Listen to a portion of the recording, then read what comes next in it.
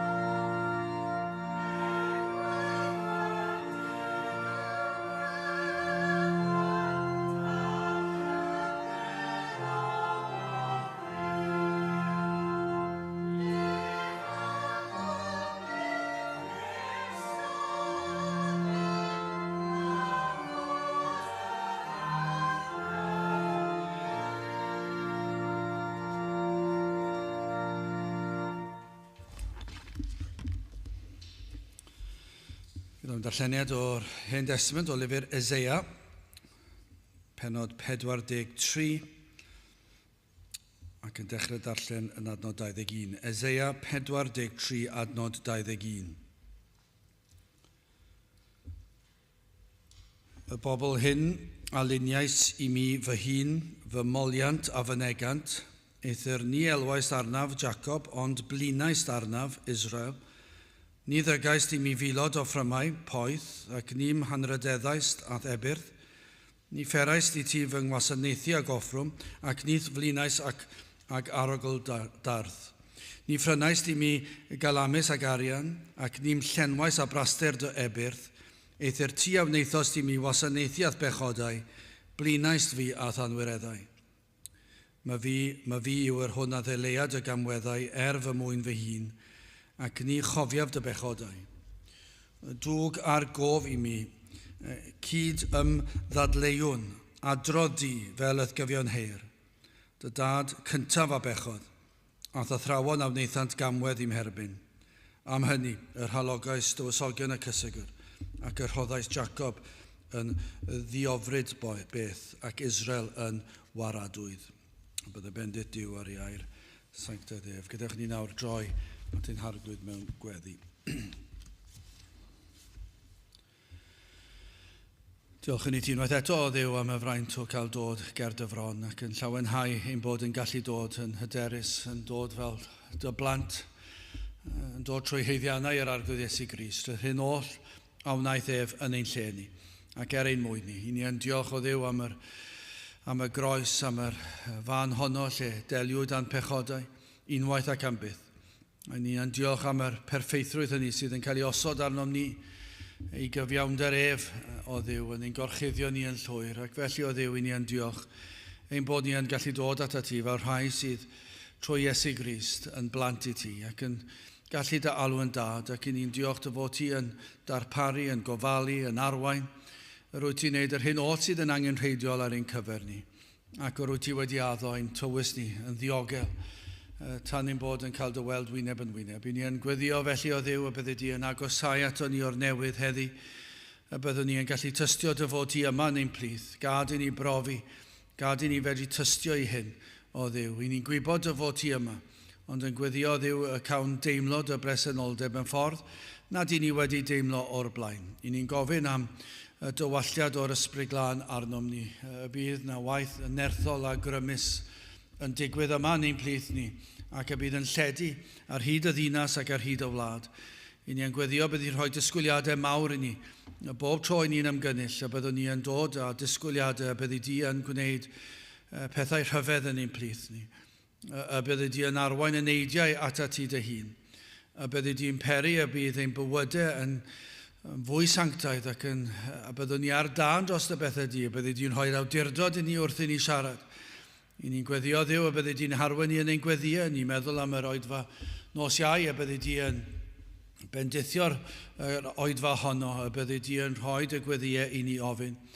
Ac o Dduw, gad i ni deimlo y nerth o ddifri. Gad i ni deimlo y presenoldeb rhyfedd y diwdod gyda ni. A byddwn ni yn gwybod o Dduw ein bod yn gofyn pethau a byddi di yn ateb gan mai ti sydd wedi gosod yr gweddio yma ar ein celonnau. I ni'n gweddio Dduw a byddi di yn gogoneddu dy enw am hob peth i ni yn ei wneud. I ni'n cyflwyno'r noson o emynau mewn rhai wythnosau o Dduw am misoedd. I ni'n gweddio byddi di yn paratoi nawr ymhlith y Cymru o Dduw. Yr rhai efallai sydd yn dweud eu bod nhw'n caru'r emynau Cymraeg ac eto heb ddeall, heb brofi yr efengil sydd yn yr emynau. I ni'n gweddio bydd na rai yn barod i ddod i oedfa fel hon ac yn dod mewn i wrando ac o Dduw a byddi di trwy dy nerth yn ni a'r gyhoeddi o'i pechod ac y cant weld am beth y mae'r emynau mewn sôn. A bydden nhw am y tro cyntaf wedi canu'r emynau cannoedd os nad miloedd o weithiau. Ond o'r diwedd yn gallu tystio i bod wedi profi yr union brofiad sydd i'w ddisgrifio yn y geiriau. Felly o Dduw, i ni yn gofyn i ti nawr i baratoi a byddwn ni'n cael gweld dy lawdi ar waith yn ein plith ni. Felly o Dduw, bendithio'r oedfa hon. I ni'n gweddio byddi di yma gyda ni. Cadw ar ein drwg i ffwrdd, nertha ni nawr, helpa ni yn ein haddoliad. I ni'n gofyn hyn oll, trwy enw ac heiddiant, ein harglwydd Iesu Grist. Amen.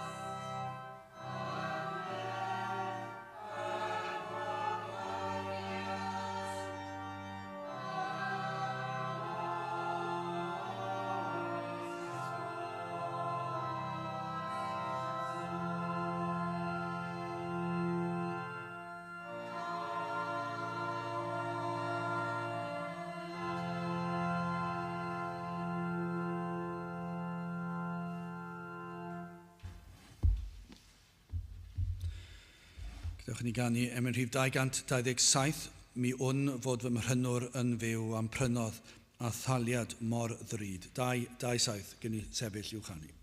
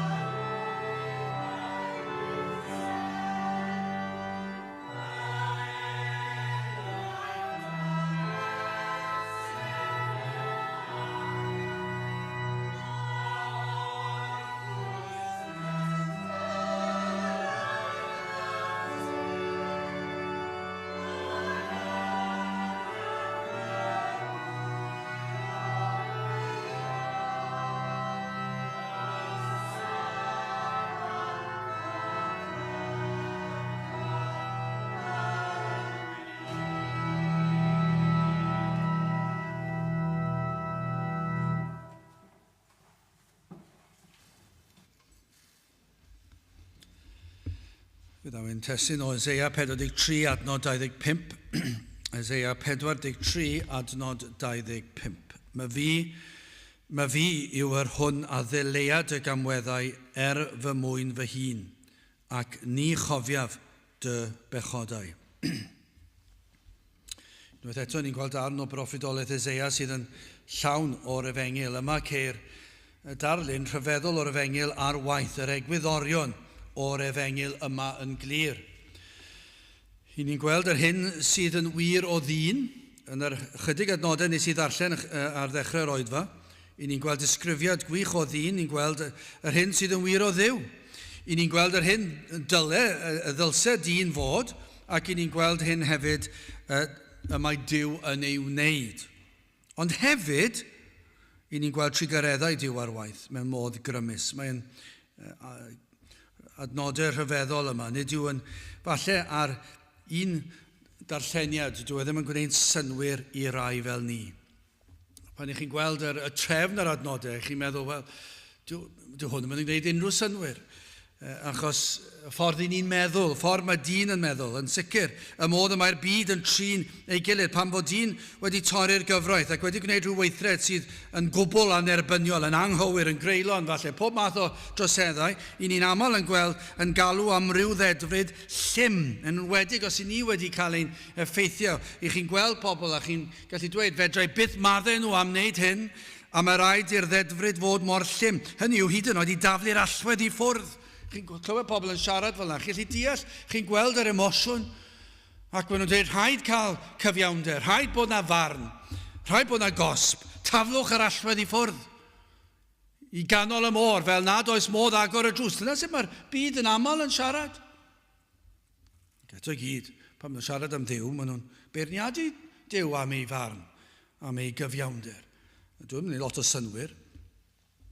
Ond wrth gwrs, rhaid cael cyfraith a threfn a chosb am ddrwg gweithred. Ond os ych chi'n darllen ac yn gweld yr Efengyl, gwelir hynny hefyd yma. Dyn yn pechu, ond Duw yn cosbi. Ni'n gweld hynny. Ond, dyma beth sy'n rhyfedd. Yng nghanol y disgrifiad o ddyn ac o farn, i chi'n gweld adnod 25. Yn ei chanol i. Yng nghanol y disgrifiad o be mae dyn yn ei wneud, a be mae dyn yn ei heiddi, a be mae Duw yn gwneud â dyn, yn cosbi dyn, chi'n darllen, mae fi o'r hwnna ddilea dy gamweddau fy mwyn fy hun, ac ni chofiaf dy bechodau. Yn ei chanol i. Ac chi'n meddwl, sut mae'r adnod yna wedi dod fan hyn? Ond dyna yw'r Efengyl. Dyw'r Efengyl ddim yn gwneud synwyr, achos nid yw dyn yn heiddi dim byd. Hyd yn oed y gorau o bobl yn llawn rhagryth, balchder, chwant a phechod ac yn heiddi barn. Ond dyma yw'r Efengyl. Mae na farn, ni'n gwybod bod na farn, fe fydd na farn. Mae gair Duw yn dweud bod rhaid iddo fod ac fe fydd na. Nid pawb fydd yn mynd i'r nefoedd. Mae'n amlwg yn dyw e. A bydda'r byd, bydden nhw'n dweud, sa'n eisiau pawb fynd i'r nefoedd. Dyna beth bydda'r byd yn dweud, sa'n eisiau pawb i fynd i'r nefoedd, i ni eisiau i'r pobl drwg, yn ei barn nhw, fynd i golledigaeth, i ni ddim eisiau nhw yn agos i'r nefoedd. Ac yna, sut yn y byd maen nhw'n penderfynu pwy sy'n mynd felly? A does dim synwyr, hyd yn oed yn y byd crefyddol, does dim ateb dyn nhw, ond mae'r ateb fan hyn. Mae'n gwbl glir. Ond mae'r byd yn ddall i'r Efengyl. Wel, yn gyntaf, hoffwn ni edrych ar breintiau, yn ail blinder ac yn drydydd bywyd. Wel, yn gyntaf, breintiau. Yn y darn yma, ni'n gweld ysgrifiad o'r bobl. Adnod 21, y bobl hyn a luniais i mi fy hun, fy moliant a fy negant. Hynny yw yn sicr, pan ni'n meddwl am yr Iddewon, pobl Dduw, i ni yn meddwl am freintiau, mi gafodd na un genedl yng ngholl genhedloedd y byd, gafodd un i dewis i fod yn bobl dewisiedig o'r oedd Duw yn mynd i ddelio nhw. Mynd i rhoi di air iddyn nhw. Ac ohonyn nhw wedyn byddai'r gair yn tyfu allan i'r cenhedloedd. Ond fe ddewisodd yr Iddewon, fe roddodd e'r gair iddyn nhw'r gyfraith, fe roddodd e proffwyd i'r rhain, ac iddyn nhw yr anfonodd e'r Meseia'n gyntaf. Ond wrth gwrs, ni'n gwybod yr addewid i'r holl fyd. Ond am fraint y gafon nhw. Ond cyn i ni sôn am hynny, rhaid dweud am freintiau sydd gan yr holl fyd yn gyffredinol hyd yn oed yn y dyddiau hynny. Ni'n gweld yn yr greadigaeth, ni'n dweud hyn yn aml. Mae yna ddigon yn y greadigaeth oes i ni sôn am freintiau, am fraint o cael byw mewn byd fel hon. Yn ystod y ganrif neu fwy diwetha, i ddyn herio Duw, trwy ddweud nad oedd Duw yn rhan o'r greadigaeth. Dros ganrif siwr o fod, o gwmpas 100 neu chydig bach yn fwy, 150 o flynyddoedd. Mae dyn wedi penderfynu dweud, nid Duw sydd wedi creu y byd.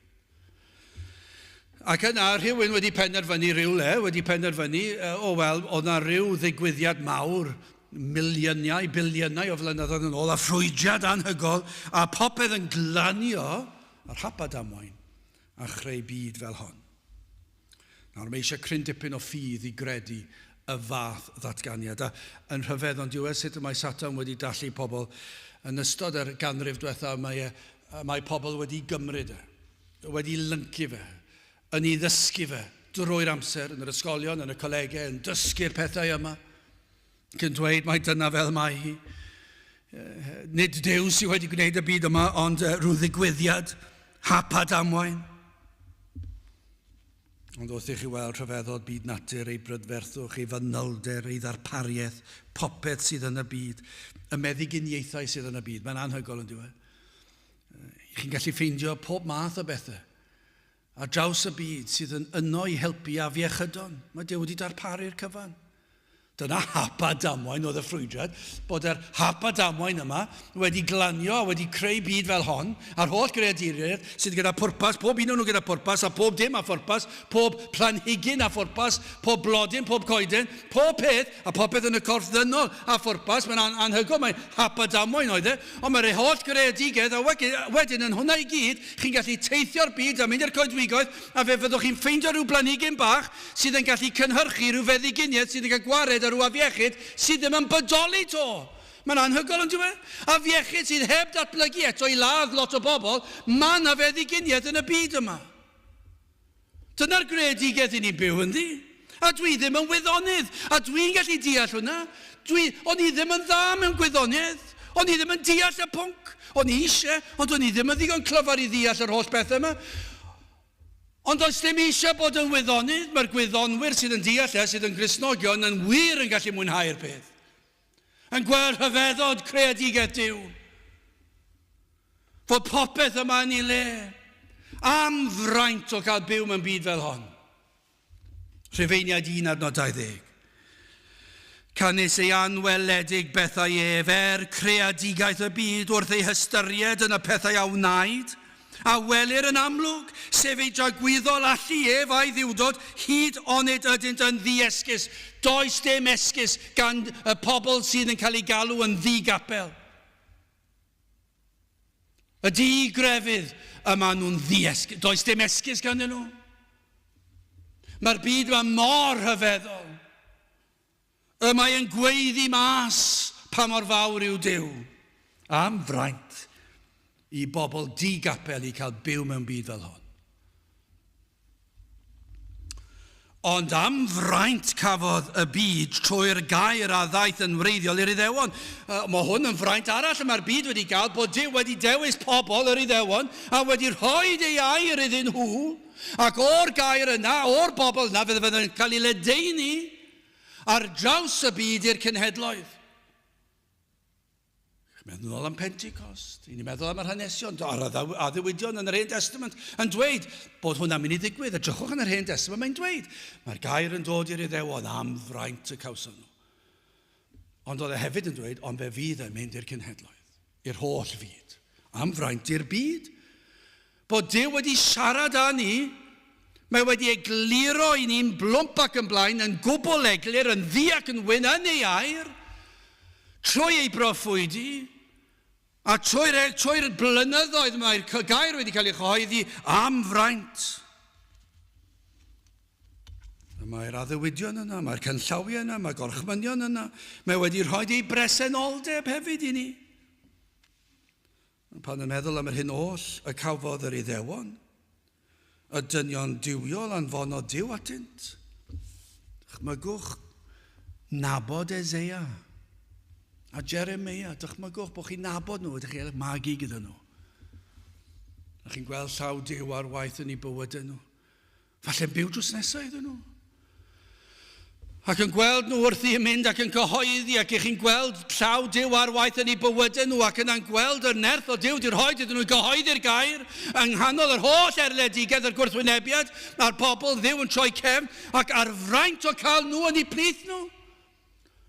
Ac yna sewch chi trwy'r canrifoedd, a Calvin, a Luther, ac yna Whitfield, a Wesley, a Pantycelyn, Howell Harris, Christmas Evans, a'r dynion a Spurgeon, Dr. Martin Lloyd Jones, dychmygwch y fraint I Dduw rhoi yr holl weision yma yn ein plith ni. Nid yn unig I bregethu'r gair Duw, ond yna I helpu pan I chi'n poeni am rhywbeth. I fod yn ddigal ac I arwain y bobl, I fod yn gysur ac yn helpu bobl, I weddio drostoch chi pan oeddech chi'n yn isel ac yn poeni. Dyna chi fraint y mae Duw di'r rhoed. I gael pobl I egluro gair Duw I chi, gafodd yr Iddewon hyn. Cawsant ei herio, dyna chi fraint yw cael eich herio. I herio I droi o ddrygioni, dyna fraint. Fi'n gwybod yw pobl heddi ddim yn licio fe. Ni'n gweld pobl yn gadael capeli Efengyled yn dydyn ni. Tro ar hyd a lled o wlad. Mae yn rhemp yn ystod y cyfnod y pandemig yma. Ni wedi gweld pobl yn dweud, I chi ddim yn mynd I herio ni o'r pulpit. I chi ddim yn mynd I ddweud beth yw disgwyliadau sancteiddrwydd. I ni eisiau gwneud ein crefydd bach Efengyled i'n hunan lan. Dwi ddim eisiau neb I ddweud bod beth yw'r rheolau ni chi mynd I gadw. Be maen nhw'n gwneud pacio bags. Dyn nhw ddim yn licio fe. I ni wedi weld ar draws y wlad. Os I chi'n dweud bod rhaid ni wisgo mwgwd neu ddim wisgo mwgwd. A drwch chi credu'r peth yn gwneud y fath ffys am bethau felly. A mae'r gair Duw fan hyn. Am fraint cawson nhw. Am be maen nhw'n gwneud? Nhw'n dweud sneb yn mynd I ddweud wrtha I beth I wneud. Sdim un llywodraeth yn mynd I roi rheol I fi. Sdim un llywodraeth yn mynd I roi rheol i'r eglwys. A maen nhw'n dod â pob math o ddamcaniaethau rhyfeddol lan. Dim syndod bod barn Duw ar y wlad yma. Dydy pobl ddim yn ildio i air Duw. Dyw pobl ddim yn gostwng ei hun o dan gair Duw. Mae'n anhygoel, mae'n dorcalonus, mae'n drienus. Tybiwn ni, falle bydd yna rhai'n gwrando ar y bregeth yma, a cyn bo hir fydd yna rhyw e-bos yn dod ac yn cwyno am hwnna. Dyna'r lefel i ni arni. Ond does dim byd yn wahanol. Fel oedd i Eseia, dyna fel oedd i Jeremia, dyna fel oedd i dros y canrifoedd. Pechod ar waith, balchder dyn. Ond am fraint i gael eich herio. Yn Amos mae'n sôn am newyn o air Duw. Hon ydyn ni yn y cyfnod yna heddi. Newyn o air Duw. Chwa pam? Dyw pobl ddim eisiau, hyd yn oed proffeswyr, ddim eisiau gair Duw i'w herio nhw. Ond dyna beth oedd Amos yn dweud, bydd yna gyfnod yn dod pan na fydd yna neb i'ch cysuroch, i'ch herio chi, i'ch arwain chi. Ac i ni yn y cyfnod yna nawr. Gallwn ni yma yng Nghymru, o bob gwlad yn y byd dweud yr un peth ar Iddewon, am freintiau ni wedi chael, cyfieithiad o air Duw mor safonol, mor gywir, diwygiadau lle ni ellir i cyfrif, gweision yr arglwydd i gyhoeddi gair Duw, i egluro gair Duw, i herio'r bobl, i'w rhybuddio o beryg ac o farn, o orbwysleisio rhywbeth y bach pitw diniwed a'i gosod hwnna fel yr efengil ac yna anwybyddu'r gwir efengil. Dyna yw'r lle i herio bobl, ond dyn nhw ddim eisiau fe. Am fraint yw cael hyn i rwy'n i herio chi. Chi'n bod, mae'r byd yn aml yn sôn yn dydyn nhw gyda'r teulu a'r plant. O mor bwysig yw cael aelod o'r teulu sydd fel esiampl i'r plentyn. I ddilyn esiampl y fam neu'r dad, neu'r ewyr, neu'r fodym, neu beth bynnag.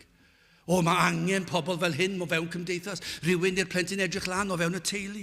I ni'n ei weld e. Ond am esiampl, am fendithion i ni wedi cael yma yng Nghymru. Byddwch chi jyst meddwl am ein adeiladau ni sydd dal i fyny. Beth mae'r adeiladau'r capeli mhob twll a chornel o'n gwlad ni. Maen nhw'n bobman yn dydyn nhw. Maen nhw'n dystiolaeth i ddyddiau gwell. Maent yn gweiddi allan yr oedd y bobl yma wedi derbyn bendithion yr efengil. Yr oeddent yn arfer y ddoli Duw, yn diolch iddo am ei holl fendithion. Am fraint i ni wedi chael yma yng Nghymru. Dyma i chi freintiau. Beth am rai sydd yn gwrando? Efallai trwy magwraeth yr holl freintiau cawsoch, eich cyflwyno i'r efengil ers yn blentyn, pan eich ganwyd chi gweddiwyd drosoch chi, am fraint, o, mae'n allan i fe ymlaen, allan. Sy'n amser i wneud hynny nawr. O, mae yna freintiau diri, mae yna freintiau i'r byd, ond yna freintiau i'r Iddewon, mae yna freintiau i Gymru yn ein hanes ni. Mae yna freintiau o fewn eglwys lle mae'r efengil yn cael ei chyhoeddi. Mae yna freintiau diri, ond edrychwch sut y mae pobl wedi troi cefn. Ond dyna beth i ni'n mynd i weld fan hyn. Yn ail blinder i ni gweld e. Wedi meddwl am yr holl freintiau i wedyn darllen y geiriau yma. Adnod 22. Mae'n anhygoel, ond dwi'n gwrandewch ar adnod 22. Eithir. Ni elwaist arnaf, Jacob, ond blinaist arnaf, Israel. Ti di blino arna i. Am ddisgrifiad. Bo chi wedi blino ar Dduw. Chi di blino ar yr holl lol yma. Dyna beth maen nhw'n dweud. Cafon nhw i gyhuddo o beidio galw ar yr arglwydd, i wrthod gweddio o dan unrhyw amgylchiad. Dyna beth ddigwyddodd, ac o'n nhw'n bobl Jacob a Elwyr yn bobl oedd yn gweddio, ond fan hyn hyd yn oed gyda'r enw. Doedd enw ddim yn byw fyny i'r enw, doedd enw ddim yn bobl gweddigar. Crefyddol efallai, ond ddim yn weddigar. O hyn yn wir o'r Iddewon, lle dylsent o bawb fod wedi galw, a ni fel cenedl, ni chlywir fawr neb yn galw ar Dduw bellach. Yn dod i'w di i'w addoli a diolch iddo. Mae hyn i'w weld yn yr hyn y gelwyr y di gapel yn sicr. Mae hwnna'n amlwg yn diwy achos mae'r capeli'n wag. Dyw pobl ddim yn dod i alw ar enw Duw. Dim hyd yn oed mewn ystod cyfnod pandemig. Dim hyd yn oed ar ôl colledigaeth. dim hyd yn oed pan yn byw mewn ofn. Does dal dim galw ar Dduw. Y mae'n gwlad fach ni wedi hen droi cefn, wedi stopio galw ar Dduw, a gellir ei ddisgrifio fe fel hyn, wedi hen fflino ar grefydd. Mae yna rhyw fath o grefydd yn ambell i le, a be chi'n gweld mewn rhai eglwysi, chi'n glywes i fe yn ystod y cyfnod y pandemig. Sut oedd pethau'n dechrau newid, a pethau fel yn dweud, wel, mae rhaid i ni fod yn neiddio, nawr addasu oherwydd Covid ac yn y blaen. Mae rhaid i ni newid sut i ni wneud pethau, achos nawr dwi'n pobl ddim yn mynd i ddod i gapel ar ddydd Sul, felly beth ni'n mynd i wneud? Ni'n mynd i wneud pethau eraill, a helpu nhw i fynd i fwynhau pethau pêl-droed a rygbi ar y Sul, a wedyn darparu rhywbeth bach iddyn nhw cael cic around gyda ni ar nos Iau. Felly mae'r Sul yn mynd. Dwi ddim un o'n mentro dweud beth maen nhw'n pregethu yno, a beth yw'r gwersi maen nhw'n dysgu. A chi'n gweld yr addasu y dirywiad yma, mae'n digwydd o'n diwe. Ond ymhlith y crefyddol, yr rhai hyd yno sy'n proffesu. Nid oes gwir galw wedi bod ar Dduw ers degawdau, ni'n gwybod hynny, ni'n gallu tystio i'r peth. Bron iawn am ganrif neu fwy hyd yn oed, ond yn sicr yn hanner canrif diwetha, y dirywiad mewn gweddiau, hyd yn oed ymhlith yr rhai sydd yn honni credu'r Efengyl, mae'r awydd wedi hen fynd.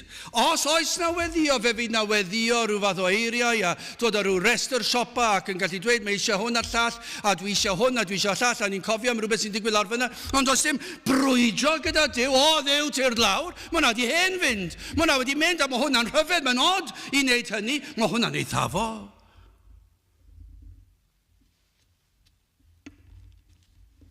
Mae galw ar yr enw'r arglwydd wedi hen fynd. Esgus ar ôl esgus i beidio dod i dir arglwydd, ond dyna beth i ni'n ei gael. I ni'n ei weld, mae'n rhemp ym mhob man.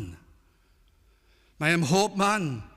Efallai yn dod yn achlysurol o dro i dro ambell oedfa fan hyn fan draw, ond mae bywyd mor brysur ond diwe. Dyma iaith y crefyddol, ac a oes gan rhain gwir fi, dwi ddim yn gwybod, fedrai ddim dweud.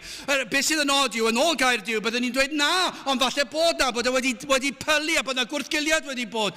Ond bydd chi'n gwybod o blentyn yr arglwydd, mae am fod yn hir arglwydd, mae eisiau addoli diw, a dweud diolch i ti, yr holl alluog diw, am yr Efengyl sanctaidd, Halleluia, amen. Dyna yw tystiolaeth Cristion, ond efallai bod y Cristion wedi hen gwrthgilio, wedi hen flino ar alw ar enw'r arglwydd. Mae wedi dweud, dwi wedi blino ar y rheolau yma, dwi wedi blino ar y disgwyliadau. Pam sy'n rhaid i fi ddod 3 gwaith ar y Sul? Pam sy'n rhaid i fi ddod i gwrgweddi ar nos Fercher ac unwaith y mis ar nos Iau? Pam sy'n rhaid fi wneud hyn? Mae hwnna'n ormod. Mae gen i ormod o bethau i wneud. Dyna'r iaith, ond dyma beth mae Eseia yn dweud, eithir ni elwais arnaf, Jacob, ond blinais arnaf. Ti ddim eisiau dod i'r cwrgweddi. Ti wedi blino arna fi. Dyna beth wyt ti'n neud. Dyna fy mhobl breintiedig i chi wedi cael yr holl freintiau yma. Ond beth ych chi wedi neud? Ych chi wedi troi ffwrdd. A chi'n dweud, mae'n anodd neu popeth. Ond wrth gwrs, chi'n gweld ar rhain, maen nhw'n gallu mynd i'r gwaith heb unrhyw drafferth. Maen nhw'n gallu cael cyflog. Maen nhw'n gallu cael gwyliau. Chi'n gweld pobl yn gallu mynd ar ei gwyliau. Chi'n gweld nhw'n mwynhau ar ddi Sadwrn ac yn gallu mynd i ffwrdd pob math o bethau. Ond mae'n mynd 3 gwaith ar y Sul. Mae'n cwrgweddi a cwrdd pobl ifanc. Mae hwnna'n ormod i fi. Allai ddim rhoi lawr yr amser hynny i ddod. Dwi wedi blino ar y pethau yma.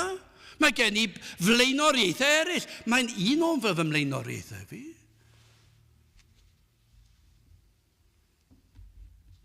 Cofio trio gwahodd rhywun. O'r byd oedd hwn, dim byd crefyddol.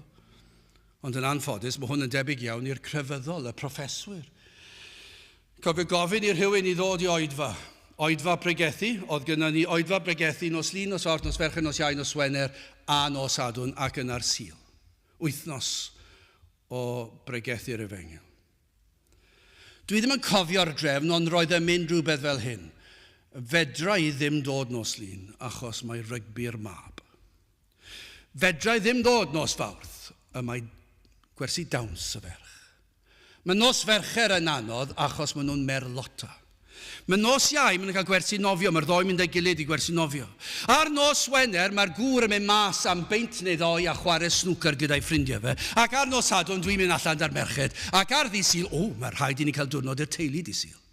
A mae'r rhaid i nhw fynd i'r gwely'n gynnar nos Sul, achos mae'r rhaid cael bath am 6 a mynd i'r gwely mwyn cael digon o gwsg ar gyfer wythnos caled o waith mwyn nhw cael digon o addysg i cael swyddi da.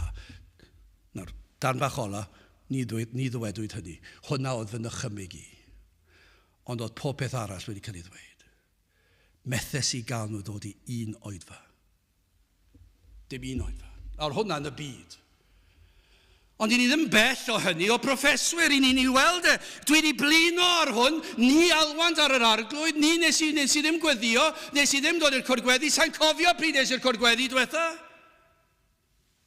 Mae'r condemniad yn parhau, gwrandewch ar hwn, Eseia yw hwn. Adnod 23, dwi'n pethau ddim wedi newid nag ydynt. Ni ddygaist i mi filod, dim hyd yn oed y milod. Ni ddygaist i mi filod o offrymau poeth, ac ni'm hanrydeddais ath ebyrth, ni fferais i ti fy ngwasanaethu ag offrwm, ac nith flinais ag arogl darth. Ni ffrynais di mi gael lamus ag arian, ac ni'n llenwais a braster dy ebyrth. Ydy'r ti a wneithos di mi wasanaethu ath Pechodau, blinais fi ath anwireddau. Na i esbonio hwnna, mae'n anodd pan chi'n darllen y geiriau yma i weld beth yw gwir ystyr y geiriau. Na i egluro nhw yn fer ac yn sydyn. Ond mae'n canu cloch. Beth oedd y bobl yma'n neud, y crefyddwyr? Yn cwyno fod y gost am yr offrymau yn ormod. Yn cwyno bod y disgwyliadau yn ormod. O'r ychydig sydd yn mynychu ryw oedfa, ryw gapel, yma na flinder, ond oes gwrthryfel hyd yn oed yn erbyn y disgwyliadau. Chwiliant am bob reswm i leihau ar y disgwyliadau, yma ni'n darllen am yr amharodrwydd i ddod ag offrwm i'r arglwydd. Yr oeddent yn cwyno am y gost ariannol. Ni ddeithant mae'n dweud, a'i hannu feiliaid bach hyd yn oed i'w hyffrymu, heb sôn am y rhai mawr. Yr oedd na le i ddod ar anifeiliaid mawr a'i hoffrymu nhw i Dduw, i ddiolch i Dduw, yn aberth. Ond o'n nhw ddim yn fodlon rhoi ar un mawr, doedden nhw ddim yn fodlon dod ar rhai bach. Oedden nhw'n cwyno i Eseia am y milod bach, creaduriad bach. O'n nhw'n gweld hwnna'n ormod o gost. Yn amharod i wahanu ar y peth lleiaf, nad oedd y gost yn afresymol, doedd e ddim yn gostus, yr oedd yn rhesymol yn yr adeg honno. Nid oedd yr arglwydd wedi gosod y baich drom arnynt, yr oedd yn rhesymol y gost, yn llythrenol. Nid oedd y gost am yr anifeiliaid bach yn ddim byd. Roedd digonedd ganddyn nhw o'r math yno beth. Felly doedd e ddim yn ormod iddyn nhw, ond roedden nhw'n cwyno. Ni roddodd Duw disgwyliadau anodd iddynt, ond nhw gyd yn rhesymol. Yr oedd yna yn y cyfnod hynny llawer o wyliau, dathliadau, gwleddoedd yn ystod y flwyddyn, ond dim ond un lle roedd galw arnynt i chwilio'r heneidiau nhw. A fydde'n dod â fwy o ymdrech unwaith yn ystod y flwyddyn, ond roedden nhw'n cwyno. Yr elfen ysbrydol yna, ond cwyno am hwnna. Ac i ni'n gwybod, gellir dweud am ordeiniadau i'r gyfraith seremoniol bod rhai yn drwm, i ni'n gallu edrych ar yr Hen Testament, a bod yr Iddewon wedi gwneud nhw'n drwm, achos ni'n gweld hynny yn Actau 15, adnod 10, yr oedd yr Phariseiaid yn gwneud y seremoniau yma yn drwm i'r pobl llead, wneud yn anodd iddyn nhw. Ond oedd mor anodd hynny wedi'r cyfan? Wel, mi roedd yn anodd, mi roedd yn drwm. Ond edrychwch, adnod 10 o Actau 15, yn awr gan hynny, paham yr ydych chi yn temtio Duw i ddod i iau ar warau'r disgyblion, yr hon ni allai ein tadau ni'n anunau i dwy'n, mi roedd yn drwm. Ond, i ni'n gwybod yng Nghrist yn Matthew 11, dyw e ddim yn drwm o gymharu. Mae'r Efengil yn rhoi lot ysgafnach. Gwrandewch ar hwn. Deiwch ata fi, bawb ar y sydd yn flinderog ac yn llwythog. A mi esmwythaf arnoch. Dyma'r Efengil. Dyma'r Efengil mae pobl yn dweud bod ni'n llym ac yn gul ac yn galed a bod ni'n gaeth ac bod ni'n ymwahanu o'r byd a bod ni ddim yn caniatáu hyn a llall. Dyma'r Efengil, dyma beth yw e. mi ysmwyddhaf arnoch. Cymerwch fy iau arnoch, a dysgwch gennyf canis addfwyn y dwyf a gostyngedig o galon, a chwi a gewch o'r ffwystro i'ch eneidiau, canis fy iau sydd esmwyth, am baich sydd ysgan. Mae e'n fraint i ymwahanu o'r byd. Mae e'n fraint i wneud y pethau. Dyma yw dymuniad y saint. Pan mae trodigedd wedi digwydd, mae e'n naturiol. Dyw e ddim yn anodd. Nid yw'r efengil yn dod â braich caled. Dyw'r arglwydd ddim yn mynd i dweud, reit, dwi'n mynd i roi bywyd caled i chi, achos dyna beth oedd yr eilyn addolwyr yn ei gael. Mae'n cymharu'r peth ac eilyn addoliaeth. Yn yr Hen Testament, y disgwyliadau, yr rhodda dilynwyr eilyn addoliaeth ar ei dilynwyr, yn yr addoliad o'r eilyn Moloch, gelwyr ar bobl oedd yn dilyn Moloch i aberthu eu plant. Na, mae hwnna'n faich. Mae'n afiach. Mae'n erchill. Os chi ddim meddwl am eiriau gwaith, o ran enw crefydd bod chi'n lladd plentyn yn Aber. Mae'n warthus yn dweud. Ond oedd yr arglwydd Dduw ddim yn rhoi dim disgwyliadau felly ar ei bobl. Yr oedd e'n ysgam, doedd e ddim yn gwneud dim byd oedd yn afresymol. Mae'n dweud wrthyn nhw, ond i chi'n cwyno trwy'r amser, mae'n ormod, fedrai ddim dod, fedrai ddim wneud e. Dwi ddim yn mynd i ddod i Capel bob dydd Sul. Dyna beth o'r iaith, mae'n ormod i fi, mae'n faich i fi. Dwi ddim yn mynd i roi hwnna, dwi'n mynd i dalu am i roi milod bach ar nifel lleia posib yn Aber. Mae'r gost yn ormod.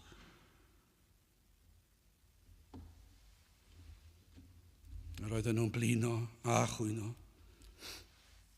Ond hefyd, hyn a ddarllenwn i'r bobl flino Duw. Dyna be mae'n dweud fan hyn. Yn ei gweithredoedd, fe wnaethon nhw flino Duw.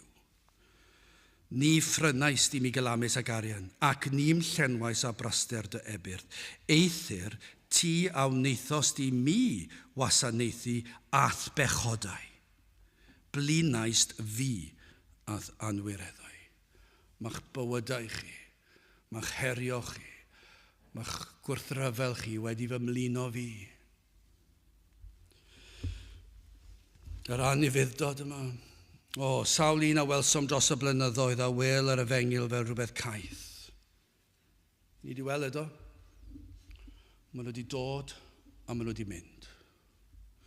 Maen nhw wedi gweld yr efengil sy'n cael ei chyhoeddi yn rhy anodd, yn rhy greulon, yn rhy unig, yn cyfyngu eu pleserau.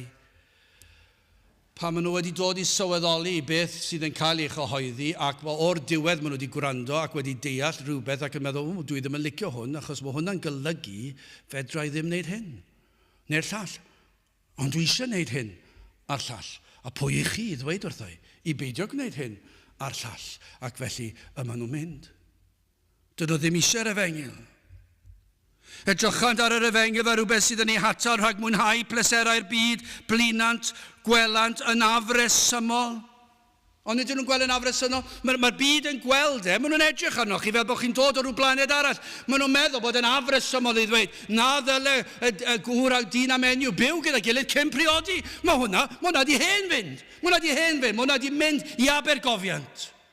Does neb hyd yn oed yn gwybod fod ein gwlad ni'n dweud bod y math yna beth yn anerbyniol. Mae'n dweud, na, rhaid arbrofi gyntaf nid yn siŵr bod chi'n iawn. Mae rhyw gyfiawnhad ydi ryd os y peth. Maen nhw'n meddwl bod Duw yn dweud byddwch foesol yn afresymol. Ydw i'n afresymol? Does dim byd afresymol am y peth. Mae'n iawn. Mae'n lan. Mae'n byd meddyliwch am y deg orchymyn. Dewyswch unrhyw un o'r deg orchymyn. A oes na unrhyw un ohonynt yn afresymol? Does dim un o'n nhw'n afresymol. Darllenwch y bregeth ar y mynydd. Oes na unrhyw beth fyna lle mae'r arglwydd wedi rhoi disgwyliadau anhygol o anodd a iau drom ar ein hyneidiau ni. Nag oes, does dim. Mae'n hyfryd, mae'n berffaith, mae'n bir, mae'n lan.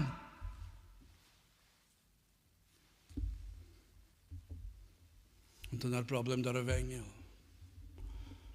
Pan mae pobl yn dod wyneb yn wyneb ar efengil, falle wedi glywed am y tro cyntaf, falle ar ôl 20 o flynyddoedd, pan maen nhw'n dod wyneb yn wyneb a fe, mae'r gost yn ormod. Ond ydy hwnna wir? Mae'n ormod o gost. Dwi ddim yn mynd i roi hwnna. Dwi wedi blino ar y crefydd honno. Dwi wedi blino ar yr arglwydd, dwi ddim yn galw ar yr arglwydd yn y ffordd na dim mwy, ni wedi moderneiddio, ni wedi addasu, ni wedi dod ar disgwyliadau i'r oes hon. Mae'n iawn i fi, mae fy amgylchiadau personol i'n wahanol i bawb arall, dyna be mae pawb yn dweud. Mae'n iawn i fi beidio wneud e, dyna be mae pawb yn dweud. Fedra i ddim wneud hyn. Yn drydydd bywyd, yng nghanol yr holl adnodau yma. Darllenwch adnod 26 a 27 a 28, fe welwch chi. Yn dangos blinder y bobl o Dduw ar modd y blinant yr arglwydd. Yr hyn yr heiddant yw barn ac y mae cyfeiriad yn y benod ar ddiwedd y benod at farn. Fe fyddant yn cael ei barnu. Ond yna, yn ei chanol hi, yng nghanol yr adnod yna am ryw reswm, mae adnod 25. Dwi ddim yn gwneud synwyr nag yw i ni, dyw'r bobl ddim yn heiddi y maddeiant y mae'r arglwydd yn ei gynnig. Dyn nhw ddim yn heiddi trigarau. Maen nhw wedi cael yr holl freintiau yma, ddim wedi dod i'r cwrddegweddi gydag Eseia, ddim wedi galw ar yr arglwydd. Bydde Eseia wedi gweld ble mae'r bobl. Sa'n nhw'n dod i alw ar yr arglwydd. Maen nhw wedi blino ar y Dduw. Maen nhw'n cwyno am yr aberth. Maen nhw'n cwyno, maen nhw ddim mynd yn fodlon. Roedd i milod i'r arglwydd. Maen nhw'n gwrthod neu popeth. A bydde Eseia gallu dweud, be sydd wedi digwydd i'r bobl yma? Yr union fel yn ein gwlad ni. I ni'n gweld y byd wedi troi cefn ar yr eglwys, ar yr efengyl, ond mae hyd yn oed yr eglwys wedi dod a wedi troi cefn a wedi dweud, ni wedi blino ar eich crefydd chi, i ni eisiau crefydd fwy modern, sydd yn caniatáu i fi gallu gwneud beth dwi eisiau. Ond hynny gyd, dyma yw'r efengyl, adnod 25. My fi yw'r hwn a ddileu dy gamweddau fy mwyn fy hun. A petai hwnna ddim yn ddigon, ac ni chofiaf dy bechodau. Dyma yw rhyfeddod gras. Dyma yw'r efengyl. Dyw'r pobl ddim yn heiddi fe. Dydy'r Iddewon ddim yn ei heiddi fe, dydy'r byd ddim yn ei heiddi fe wedi'r holl freintiau. Dydy ni ddim yn ei heiddi fe wedi'r holl freintiau ni wedi gael, a'r holl lyfrau sydd ganddo ni helpu ni, yr holl bregethau ni'n gallu gwrando arno sydd yn ardderchon, ni'n gallu gwrando arnyn nhw, ni'n gallu gwneud pob math o bethau, ni'n gallu troi at unrhyw lyfr sydd yn gallu dangos i ni be mae'r efengyl i olygu, ac eto ni gyd i dal di troi cefn, ond yng nghanol hwnna i gyd, mae fi yw'r hwn a ddileu dy gamweddau mwyn fy hun ac ni chofiaf dy bechodau. Wedi'r holl chwarae a chrefydd, yr amharodrwydd rhoi o'i bywydau i Dduw, wedi cwyno am y gost. Y troi cefn y gwrthod i gydnabod y galw arno. Wedi hyn oll y mae'r arglwydd yn dweud fe na i ddileu dy gamweddau ac ni chofiaf dy bechodau. Wel, chi sydd wedi gwrthod gwrando efallai. Felly bod yna rhai sydd yn gwrando, mae'r sain yn mewn trwy Inglist efallai, ond chi ddim yn gwrando, chi'n gwrthod gwrando. Ac wedi mynnu dilyn eich llwybr eich hun. Chi sydd wedi codi dwrn ar Dduw, chi sydd wedi ymfalchio yn eich crefydd chi falle, eich gweithredoedd da chi, a gwrthod rhoi dyledus glod i Dduw. Dyma eiriau o ras i chi. Dyma eiriau o ras i Gymru. I Gymru sydd wedi cael gymaint o ddiwygiadau, ac wedi ers canrif bellach wedi pregethu gweithredoedd da. Mae'n rhyfygus yn dweud. Ac yn canu'n hemynau gwych ni. Ac yn gwadu'r efengyl mae'r emynau yn ei disgrifio. A pan mae pobl wedi dod am gyngor ganddyn nhw, maen nhw wedi cynghori nhw. Peidiwch â poeni. Fi Duw yn derbyn chi. Sdim ots be chi'n neud. Achos bod Duw cario Duw. Dyna'r neges sy'n wedi rhoi fel cenedl. Ar ôl yr holl freintiau. Ond chi'n gwybod beth y gobaith yw? Hyd yn oed mewn gwlad fel Cymru, my fi yw'r hwn a ddileu dy gamweddau fy mwyn fy hun ac ni chofiaf dy bechodau. Dyma eiriau o ras. Maen nhw'n eiriau o ras i'r edifar, ond ydyn nhw? Y sawl sydd wedi gweld ei gwrthryfel. Yr rhai yma'r ysbryd glân wedi bod ar waith arnyn nhw ac wedi agor llygaid yr enaid i weld eu pechod ac maen nhw wedi dod i weld rhaid ildio i'r arglwydd. Yn gwybod mai dyna'r unig gobaith. Fedra I ddim gwella fy hun. Dwi ddim yn heiddi dim. Ac yna maen nhw'n clywed am y groes. A maen nhw wedi clywed mae'r groes yw'r lle. Wrth droed y groes, dyna'r lle. Does dim lle arall. Rhaid I fi ddod at droed y groes, a maen nhw wedi clywed amdano fe. Maen nhw wedi clywed am fywyd Iesu Grist yn cadw'r gyfraith yn ei lle nhw mwyn nhw. Maen nhw wedi clywed am dwylo pyr yn cael ei gwasgaru ar led y groes. A maen nhw wedi gwisgo coron o ddrain. A maen nhw wedi clywed fe nath hyn ar fy mwyn I. Maen nhw wedi cael ei gosbi yn fy llefi atgyfododd trydydd dydd yn dangos ei fod wedi concro'r bedd a giffen a satan a phechod. Mae wedi gwneud y cyfan mwyn fi. Ac mae'n dod, mae wedi clywed am hyn. A be mae'n dweud? Mae'n dod at y groes. Mae'n dweud, oes na faddeuant I un fel fi. Ac yna mae Eseia yn dweud, oes ma na faddeuant. Mae e'n maddau'n llwyr. Mae e wedi dweud fe wna I ddileu eich camweddau am drigaredd. Am ras. Fi'n gwybod beth yw dyledion. Dychmygwch chi bod chi'n mynd I siop. A bod chi ddim yn gallu talu am y bwyd. Na falle bod y perchenog y siop yn dweud, paid â phoeni na roed y lawr fan hyn. Gyd I dalu fe nôl mis nesaf. A maen nhw'n dod to. Mae fewn wythnos, dim llaeth ar ôl. Maen nhw'n rhoi llaeth lawr bara, menyn, siwgr, llysiau. Dim arian dyn nhw I dalu, maen nhw'n rhoi y lawr. Dychmygwch bod yn pentar I lan. A bod wedi mynd o fus I fus, ddim yn gallu talu. A bod wedi mynd yn flwyddyn, falle 10 mlynedd. A chi'n edrych ar y gost. A mae'r siop yn dweud, mae yna ddyled fawr fan hyn. Ond dychmygwch y perchenog y siop yn dod ac yn dangos y llyfr I chi. A dweud, ty fan hyn. Ti'n gwybod beth fi'n mynd I wneud? Dwi'n mynd I roi llinell trwyddo fe gyd a dweud wedi talu. Dychmygwch sut bych chi'n teimlo. Be? 5 mlynedd o ddyled o beidio gallu talu a chi'n fodlon dileu'r ddyled yn llwyr fel petawn ni wedi dalu fe. Ond dyna be mae Iesu Grist yn neud. Mae'n dileu ein dyled ni. Mae'n dileu ein hanwireddau ni. Mae'n cael gwared o'n pechod ni fel petawn ni ddim wedi pechu. Mae'r iarglwydd Iesu wedi talu'r pris. Eseia 44 adnod 22 roi darlun arall I ni. Dileuais dy gamweddau fel cwmwl. Ath bechodau fel niwl. Dychwel ata fi, cynnes mae fi athwaredais di, fel cwmwl. Chi'n dychmygu cwmwl mawr, ac yna mae'r haul yn dod allan. A mae'r haul yn gwasgaru'r cwmwl I ben draw'r byd. Mae'n mynd. Dwi ddim na dim mwy, a mae'r awyr yn las.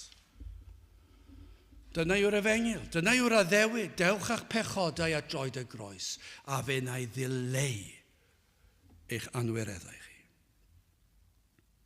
Dyma yw'r efengil, trwy Iesu Grist. Fe wnaeth e'r cyfan. Fe dalodd e'r pris am ein dyled ni am bob camwedd. Am yr hyn I ni yn bechaduriaid. Yr hyn a wnaethom ni yn groes I air Duw. Yr hyn na wnaethom, y dylsem fod wedi I wneud. Mae'r cyfan wedi ei ddileu, ei maddau yn llwyr. Pechodau'r gorffennol, presennol, dyfodol. Y cyfan wedi golchi I ffwrdd trwy waed Crist a lifodd ar y groes. Pan y cosbwyd ef yn ein lle ni.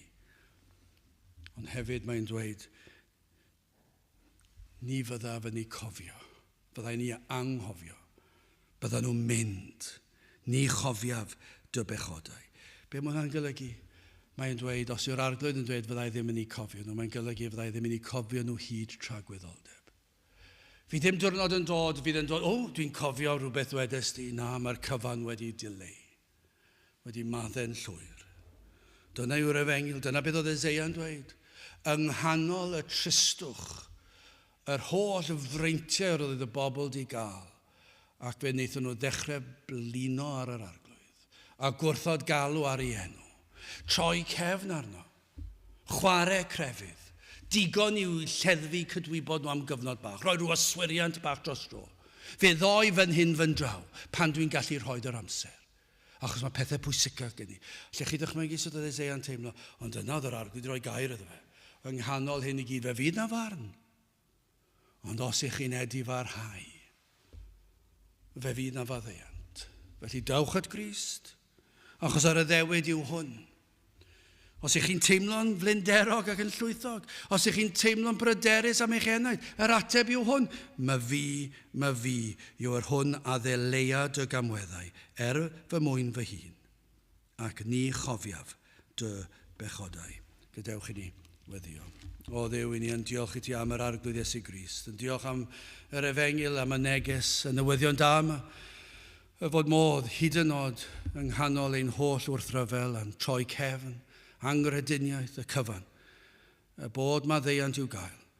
I ni'n gweddio felly bydd ysbryd ar waith yn arwain pobl i weld eu pechod ac i weld yr arglwydd Iesu Grist. Tyrd bendithion ni nawr, i ni gofyn hyn o trwy enw ac eiddiant ein harglwydd Iesu Grist. Amen. Gydewch ni orffen ein gwasanaeth drwy ganu'r emyn rhif 288. Mi glywaf dyner lais yn galw arna fi i ddod a golchi meiau gyd yn afon Calfari, ac yna fe fydd na ran ar ôl bob pennill ychwanegol fydd yn cael ei chanu. Felly os ych chi ddim yn siarad Cymraeg, fyddwch chi'n clywed rhyw ddarn bydd ddim yn y llyfr emynau. Felly bydd rhaid i chi fod yn ofalus. 288, ac ydy sefyll i'w chanu.